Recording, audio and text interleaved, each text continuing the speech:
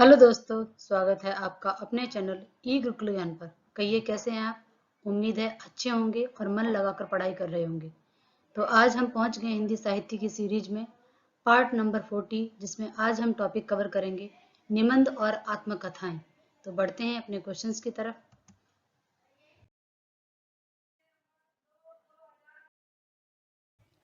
Questions को शुरू करने से पहले एक बात जो हमेशा हमें परेशान करती रहती है, जब भी हम तैयारी करते हैं तो हम कहते हैं हम बहुत हार्ड वर्क कर रहे हैं, बहुत ज़्यादा मेहनत कर रहे हैं, कठिन परिश्रम कर रहे हैं, लेकिन उसके बाद भी हम सफलता नहीं हमें कई बार मिलती है। उसका क्या कारण होता है कि हम क्या करते हैं, आज हमारा गोल कुछ और है, लक्ष्य कुछ और है, और फिर हम सोचते हैं इसमें तो बहुत मेहनत है, वो वाला काम दूसरा कर रहा है, वो बहुत अच्छा है ना, वो आसान है, उस काम को कर लेते हैं। और ऐसे करते करते हम अपना लक्ष्य चेंज करते रहते हैं, हमारी मेहनत भी जाती है और हम सफल भी नहीं हो पाते हैं।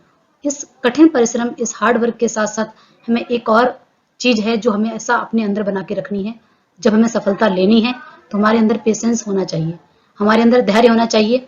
जितनी आवश्यकता परिश्रम की है उतनी ही आवश्यकता हमारे धैर्य की भी है, क्योंकि एक ही कार्य पर हम धैर्य पूर्वक परिश्रम करते रहेंगे तो ऐसा कोई भी काम नहीं है जो आप कर ना सकें, जिसमें आप सफल ना हो सकें। एक बहुत ही प्रसिद्ध कहावत है, जीवन कहता है जीवन कहता है धैर्य रखना सीखो। जीवन कहता है धैर्य रखना सीखो।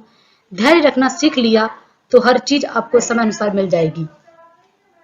ये आपके लिए आज हमें अपने अंदर हम सबको धारण करनी है। सिर्फ एक सफलता जीवन के हर एक क्षेत्र में पेशेंस रखेंगे तो सब चीज में आराम से मिल जाएंगी। तो आज के क्वेश्चंस को शुरू करते हैं। इससे पहले हमने 445 क्वेश्चंस को कवर कर लिया। आज नेक्स्ट सीरीज जो हमारी है उसमें हम कवर करेंगे निबंध संग्रह और जीवन यात्रा को। ठीक है, जीवन वृत्तांत जो है उनको लिया है, यात्रा साहित्य, और साथ ही साथ हमने इसमें कुछ लिए हुए हैं जीवनियां भी। ठीक है, आत्मकथाएं भी हैं। तो आज हम टॉपिक अपना शुरू कर रहे हैं।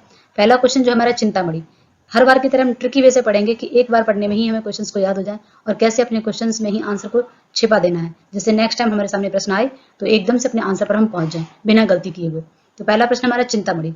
चिंतामणि आपको बताना है कि जो चिंतामणि है ये किसका निबंध संग्रह। विधा अगर पूछा जाए तो क्या हो जाएगा कि निबंध संग्रह है। ठीक है, अब चिंता, जिसको देखो चिंता, हर बात की चिंता, ये चिंता हो रही, वो चिंता हो रही। ठीक है, अगर रामचंद्र, भगवान रामचंद्र के शरण में चले जाएंगे, कर्म करते रहेंगे, छोड़ देंगे भगवान, हमने आपको समर्पित कर दिया, अब हमें आप सफलता दिलाओ।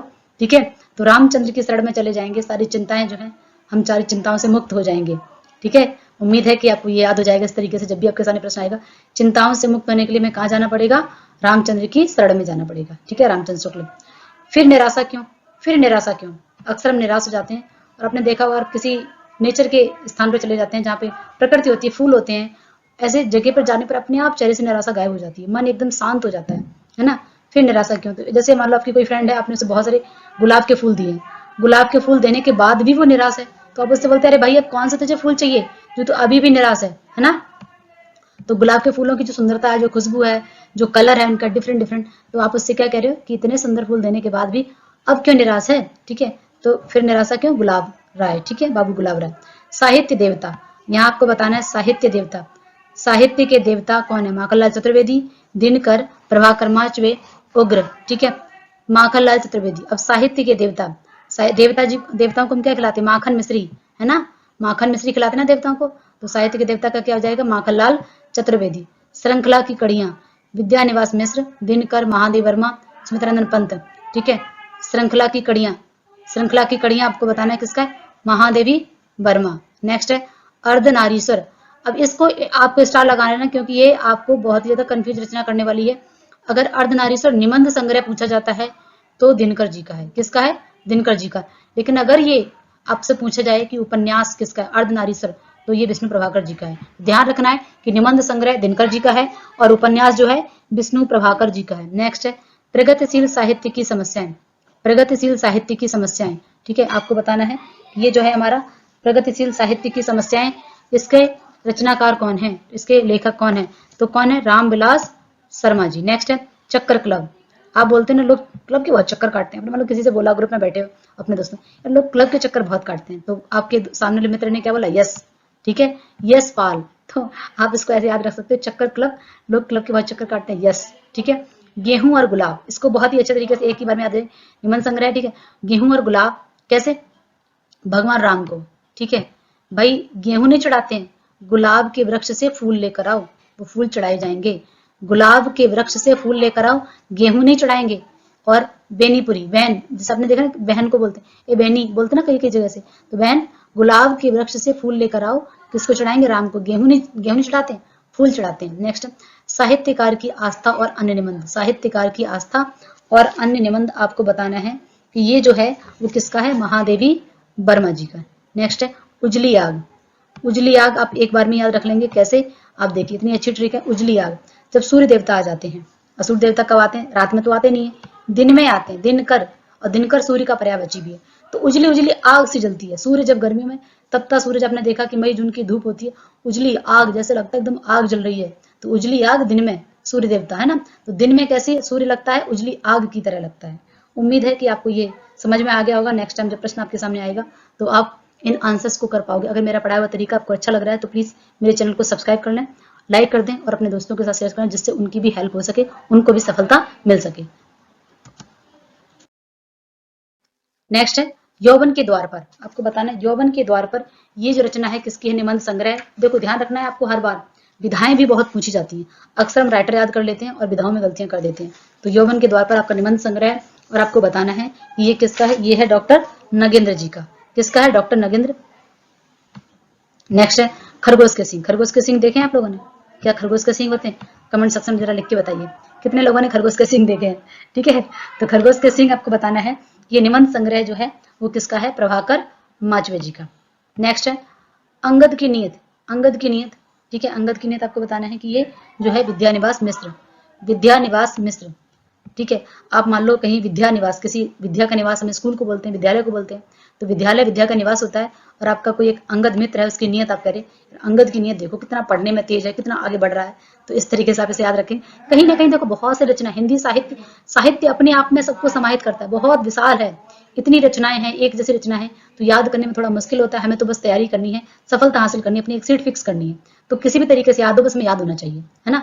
तो अंगद आपका मित्र है, आप करें विद्यानिवास, विद्यालय में आपका एक मित्र है, अरे अंगद की नियत देखो, हमेशा पढ़ता रहता है, उसको सफल, मुझे भी अंगद के जैसा बनना है। ठीक है, ऐसे। नेक्स्ट ठेले पर हिमालय, भाई ठेले पर हिमालय ले जा सकता है कोई, ठेले पर हिमालय, हमारे धर्म में लिखा है कि हिमालय जो है बहुत विशाल है और भगवान शिव, ठीक है, कैलाश पर्वत हिमालय, ठीक है, तो हिमालय तो इतना विशाल है, उसे ठेले पे कैसे ले जा सकते हैं, ये बात अभी नहीं कह रहे, धर्म में भी है ये, हमारे धर्म अगर हम खोल के देखते हैं तो उसमें भी लिखा हिमालय की वर्णन गाथा, किस प्रकार हिमालय विशाल है, तो ये भाई ठेले पर हिमालय नहीं ले जा सकता है, धर्म भी बता रहा है ये। ठीक है, धर्मवीर भारती।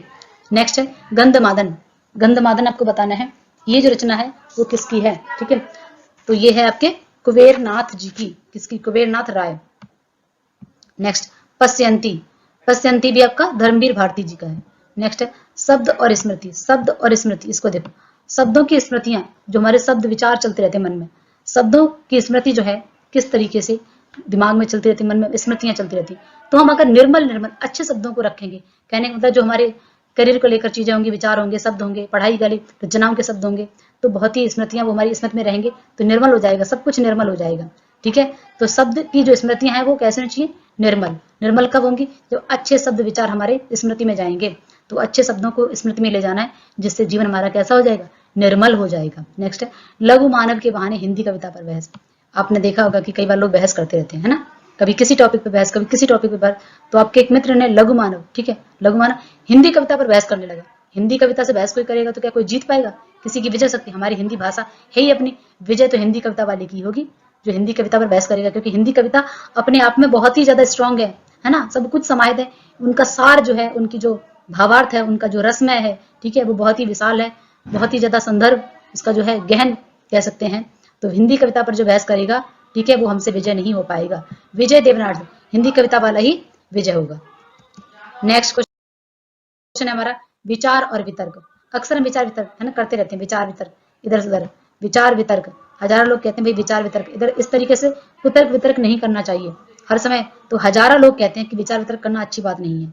ठीक है, बड़ों की बातों को हमेशा में माननी चाहिए और ज्यादा विचार वितर्क नहीं करना चाहिए, अपने ज्यादा विचार दिमाग में नहीं चलाना चाहिए, ओवर थिंकिंग कहलाता है ना, तो विचार ज्यादा, क्योंकि वो हमारे अंदर ही क्वेश्चन पे आंसर, क्वेश्चन पे क्वेश्चन, क्वेश्चन, तो अगर हम खुद से ही विचारों का इतना वितर्क करने लगेंगे तो वो भी हानिकारक है, क्योंकि ओवर थिंकिंग अच्छी नहीं है, और लोगों के साथ अगर हम विचार वितर्क करेंगे तो वो भी सही नहीं है। हजारों लोग इस बात की कहते हैं, ना ही हमें ओवर थिंकिंग करनी है, ना ही लोगों के साथ कुतर्क वितर्क करना है, विचार वितर्क नहीं करना है। तो ये याद होगी विचार वितर्क, हजारी प्रसाद द्विवेदी जी का निबंध संग्रह।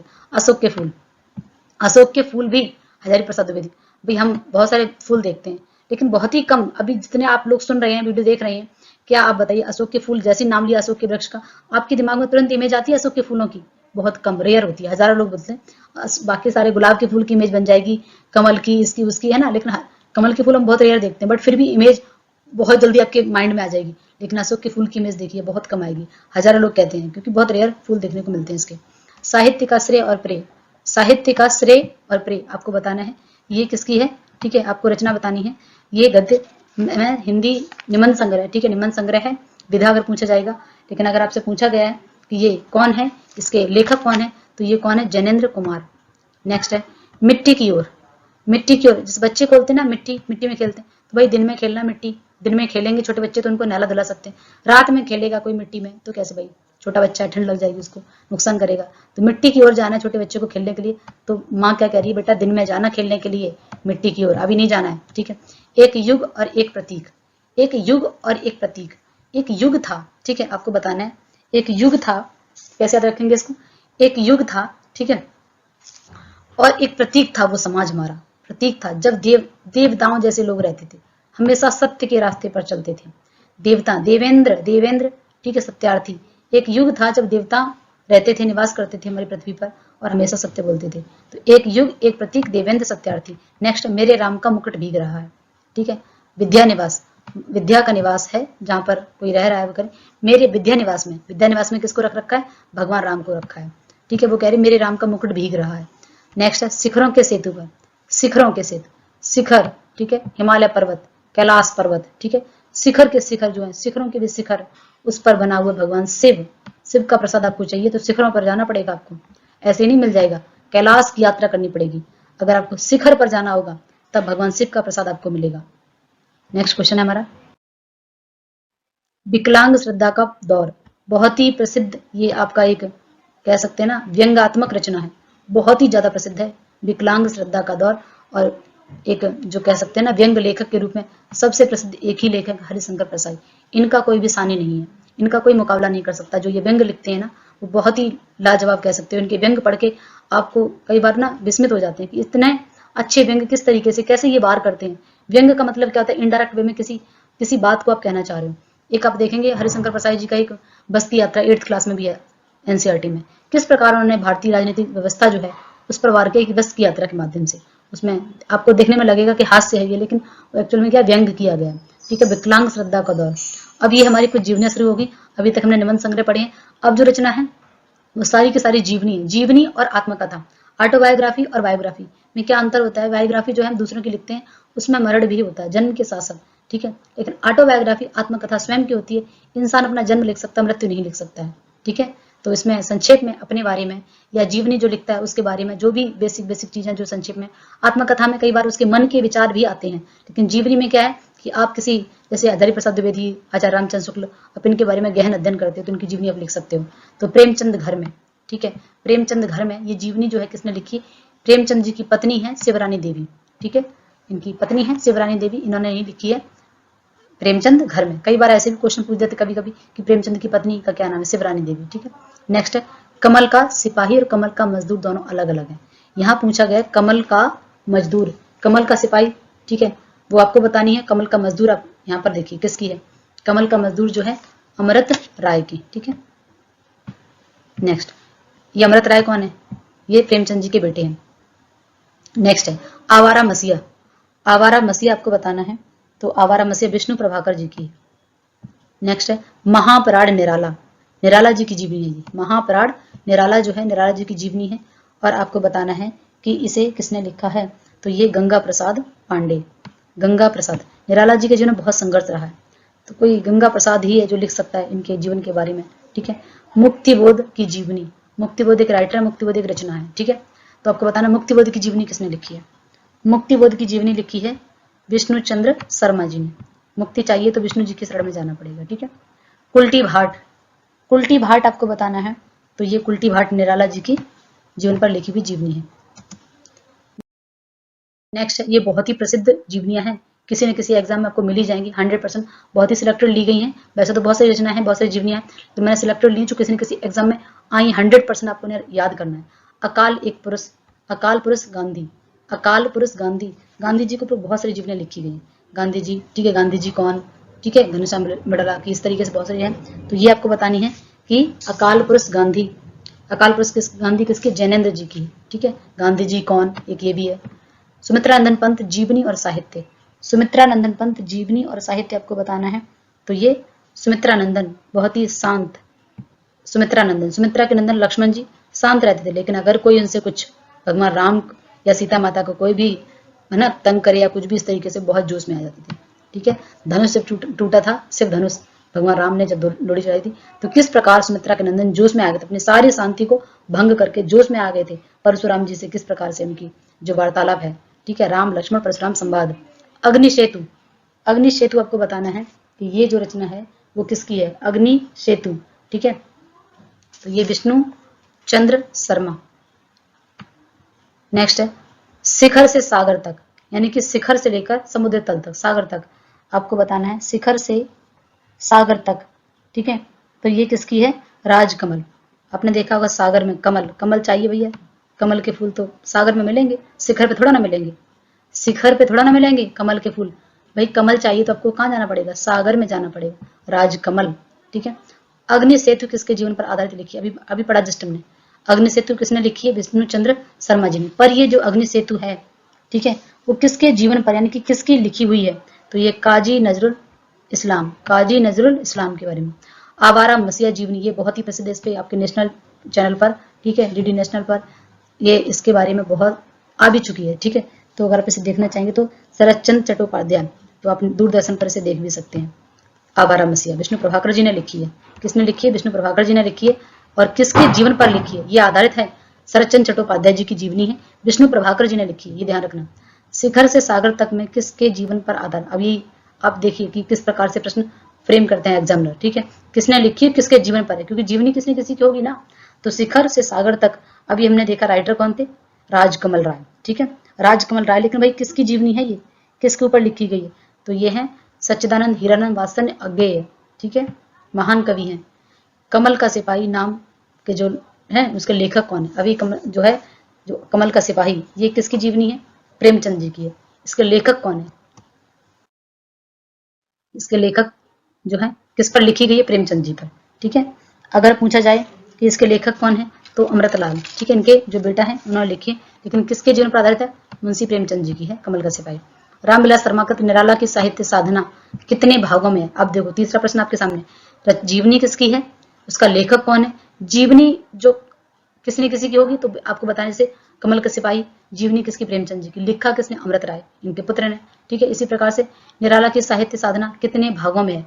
अब कई कई जीवनियां जो है कई कई भागों में, 1 2 3 4, जैसे हरवंश राय बच्चन की 4 भागों में। इसी प्रकार से राम शर्मा जी ने लिखी हुई है निराला की साहित्य साधना 3 भागों में, ठीक है। नेक्स्ट आत्मकथाएं, अभी हमने जीवनी की बात करी, जीवनी जो दूसरा व्यक्ति लिखता है, आत्मकथा जो स्वयं लिखी जाती है।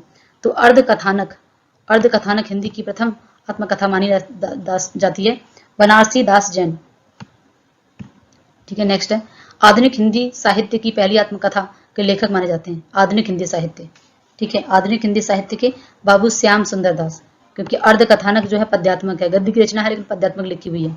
बाबू श्याम सुंदर दास की आत्मकथा का शीर्षक क्या है, ठीक है, इनकी जो आत्मकथा है मेरी आत्मकहानी, आधुनिक हिंदी की प्रथम आत्मकथा मानी जाती है बाबू श्याम सुंदर दास की आत्मकथा। लेकिन प्रथम अगर पूछा जाए, आधुनिक हटा दिया जाए तो अर्धकथानक आएगी, लेकिन इसमें वो आत्मकथा के सारे तत्व विद्यमान नहीं है, ठीक है। इसीलिए आधुनिक में मेरी आत्मकहानी जो किसकी है, बाबू श्याम सुंदर दास की। अपनी खबर, खबर ही नहीं है, कोई भी बेचने चला जाए किसी को भी, पांडे बेचन शर्मा उग्र, है ना, खबर ही नहीं है अपनी, उग्र हो जाते हैं, ठीक है। इस तरीके से आप इसको रख सकते हो। 10 द्वार के सोपान तक, 10 द्वार के सोपान तक आपको बताना है कि जीवनी किसकी है, हरिवंश राय बच्चन जी की, अमिताभ बच्चन के पिताजी। नेक्स्ट है निम्न में से कौन सी रचना बच्चन जी की नहीं है, क्या भूलूं या याद करूं नहीं की है, प्रवास की डायरी, नीड़ का निर्माण फिर से, राख की लपटें, आपको बताना है तो ये राख की लपटें देवेंद्र सत्यार्थी जी की है, ठीक है। नेक्स्ट है सिंहावलोकन के रचयिता कौन है, सिंहावलोकन, सिंह से डर लगता है, आप बोलोगे यस, सिंह से किसे डर नहीं लगता, शेर से, शेर से डर नहीं लगता, तो सिंहावलोकन, सिंह से डर, यस, ठीक है, यशपाल जी की। चांद सूरज के वीरन, चांद और सूरज के वीरन मतलब भाई होता है, चांद सूरज के भाई, चांद सूरज के वीरन, आपको बताना है कि ये जो आत्मकथा है वो किसकी है? देवेंद्र सत्यार्थी जी की। ठीक है, नेक्स्ट, बच्चन की 10 द्वार के सोपान तक, ये हरवंश राय बच्चन जी की है। किस वर्ष, तो किस वर्ष प्रकाशित में आई, किसकी है, विधा क्या है, और किसकी जी, ठीक है, आत्मकथा है। तो इस तरीके से भी रचनाएं पूछी जाती हैं, तो आपको इन सबको ध्यान में रखना है कि हमें इनके प्रकाशन वर्ष भी याद रखने, 1985। नेक्स्ट है, नील यक्षिणी किसकी आत्मकथा है? नील यक्षिणी आत्मकथा आपको बतानी है, ये किसकी है? ठीक है, नील यक्षिणी आपको बतानी है कि आत्मकथा किसकी है, ये है देवेंद्र सत्यार्थी जी की। नेक्स्ट है हमारी यादों की परछाई। यादों की परछाई के रचनाकार आपको बताना है कौन है? यादों की परछाई, ये है देवेंद्र, ठीक है, यादों की परछाई, सॉरी, नील यक्षिणी देवेंद्र सत्यार्थी जी की है। यादों की परछाई आपको बतानी है चतुरसेन शास्त्री।